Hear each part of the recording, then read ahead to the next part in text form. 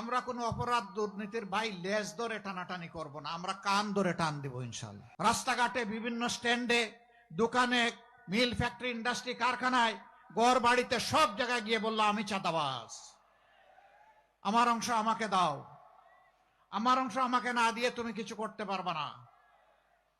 আমরা আল্লাহর উপর ভরসা করে ঘোষণা দিয়েছি 13 তারিখ থেকে ইনশাআল্লাহ আমাদের মহান প্রভু আমাদেরকে একটা নতুন বাংলাদেশ দিবেন। সেই দিন থেকে চাঁদাবাজ যারা, তাদেরকে বলে দেব ওই কাজের দিন আজকেই শেষ। পরিশুদ্ধ হয়ে ফিরে আসো, তোমাদেরকেও শিক্ষা প্রশিক্ষণ দিয়ে তোমাদের হাতেও মর্যাদার কাজ তুলে দেব। যদি তারা আসে আলহামদুলিল্লাহ, যদি না আসে তাহলে যা করা দরকার তাই করা হবে, আর চাঁদাবাজি করতে দেওয়া হবে না ইনশাআল্লাহ। ঠিক যত ধরনের অপরাধ দুর্নীতি আছে, আমরা কোনো অপরাধ দুর্নীতির ভাই লেজ ধরে টানাটানি করব না, আমরা কান ধরে টান দিব ইনশাআল্লাহ।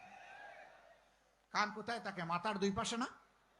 ওই মাথা ঠিক হলে সব ঠিক। মাথা হচ্ছে জাতির নেতৃত্ব। মাথা যখন পচে যায় শরীর আর তখন কাজ করে না। আমাদের 54 বৎসরের নেতৃত্ব নিজেদেরকে সুস্থ মাথার প্রমাণ দিতে পারে নাই। এই জন্যই জনগণের টাকা লুণ্ঠন করে এরা বড়লোক হয়েছে, কিন্তু জনগণের যা পাওনা ছিল সেটা জনগণ পায় নাই।